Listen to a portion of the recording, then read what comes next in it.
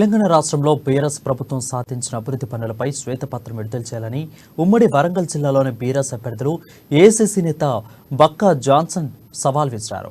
వరంగల్ పశ్చిమ నియోజకవర్గంలో దాస్యం వినయ్ భాస్కర్ చేసిన అభివృద్ధి ఏంటో నిరూపించాలన్నారు. దాస్యం వినయ్ భాస్కర్ పై ఆయన ఛార్జ్షీట్ విడుదల చేశారు. ఇంతవరకు పేదలకు కనీసం ఇల్లు కూడా కట్టించలేని దాస్యం వినయ్ భాస్కర్ ప్రజలకు ఎలా ఓట్లు అడుగుతున్నారని పక్కా జడ్సన్ తమ వరంగల్ ప్రతినిధి పొన్నగంటి స్వామి ఫేస్ టు ఫేస్.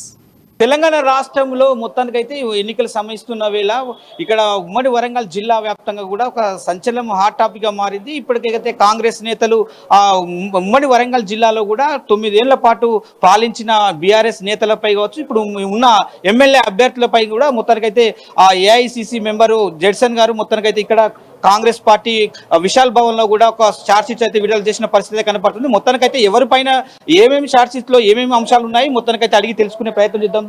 సార్ నమస్తే. ఇప్పుడు మొత్తానికైతే మీరు బీఆర్ఎస్ నేతలపైన కావచ్చు, బీఆర్ఎస్ ఎమ్మెల్యే అభ్యర్థులపైన కూడా కావచ్చు, చార్జ్ షీట్ దాంట్లో ఏం అంశాలు ఉన్నాయి, అసలు ఏమేమి వాళ్ళు చార్జ్ షీట్ లో విడుదల చేశారు? మీరు ఈరోజు తెలంగాణ ఏర్పడ్డాక నీళ్లు నిధులు నియామకాల పేరుతో ఏర్పడ్డది. ఇది భారత రాజ్యాంగానికి అనుగుణంగా కాంగ్రెస్ పార్టీ ఆ రోజు యూపీఆర్ చైర్మన్ సోనియా గాంధీ గారి నాయకత్వంలో తెలంగాణ ఆవిర్భవించింది. కానీ ఈ రోజు రాజాది రాజా మార్తాండ రాజా గంభీర కల్వకుంట్ల చంద్రశేఖరరావు గారి ఆస్థానంలో ఆయన దగ్గర ఉన్న మంత్రులలో ఎర్రబెల్లి దయాకర్రావు, మల్లారెడ్డి ఇటువంటి వాళ్ళు ఉన్నారు.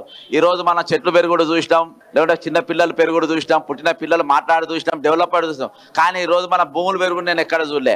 కానీ మంత్రి మల్లారెడ్డి ఆయన మీద నిన్న ఛార్జ్షీట్ రిలీజ్ చేసిన 22 ఎకరాలు 33 ధరణిలో 33 ఎకరాలు పెరిగిందంట.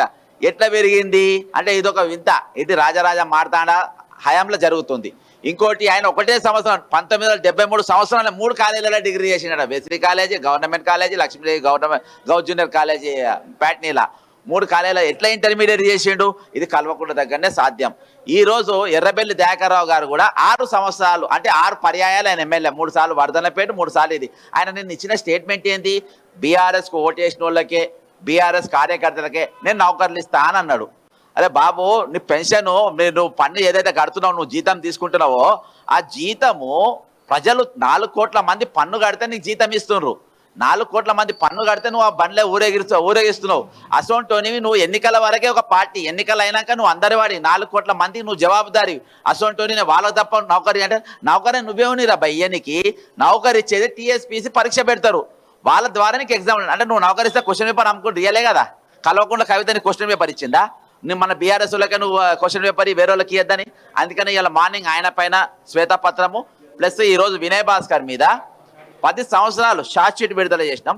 ఈరోజు వినయ్ భాస్కర్ ఆయన ఈరోజు వీళ్ళు రూలింగ్ గవర్నమెంట్లో ఉన్నారు, వీళ్ళు వాగ్దానాలు చేయనికి లేదు. నువ్వు 15 సంవత్సరాలు మీరు ఏం చేశారు? 5 ఏళ్ళు ఉద్యమంలో తీసేద్దాం. ఈ 9.5 సంవత్సరాలు నువ్వు ఏం చేసినావు? ఏది కోచ్ ఫ్యాక్టరీ తీసుకొని వచ్చినావా? కాజీపేటకు బస్ స్టాండ్ తీసుకొచ్చినావా? నీ అన్న కళ నెరవేర్చినావా? లేకుంటే బస్ డిపో తీసుకొని వచ్చినావా?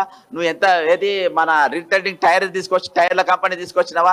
నువ్వు ఏది తీసుకొచ్చినావు? ఇలా ఎంతమందికి ఉపాధి కనిపించినావు? డబల్ బెడ్రూమ్ మీరు చలికి అలా ఏదో ఉన్నదో లేదో గుడిసెలు వేసుకొని ఉంటే ఈ ఇంట్లో ఉంటారా మీరు?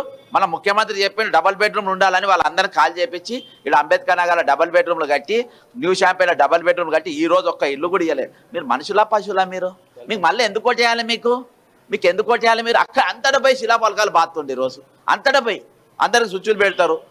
రిటైర్మెంట్ గ్రూప్ వాళ్ళతో గ్రూప్ యూనియన్ తయారు చేస్తారు, ఆటో యూనియన్, అన్ని యూనియన్లు తయారు చేస్తారు. అలా స్విచ్లు పెట్టుకుంటే ఈ రోజు నువ్వు బతుకుతా ఉండవు. నువ్వు ఒకటే చెప్తున్నా, నువ్వు ఏం నిన్న రాజేందర్ రెడ్డి గారు అక్కడికి ప్రచారానికి పోతే కూడా అడ్డుకున్నారట. నువ్వు అవన్నీ గిట్టుకుని చిల్లర పనులు చేయొద్దు. యు ఆర్ ఏ విప్, నువ్వు ప్రతి రిప్రజెంటేటివ్. నువ్వు హుందాగా వ్యవహరించాలి, చిల్లరగా నువ్వు చిల్లరగాని కాదు, నువ్వు రోడ్ రోమియో లంపెన్ గాని కాదు, నువ్వు కేటీఆర్ లెక్క.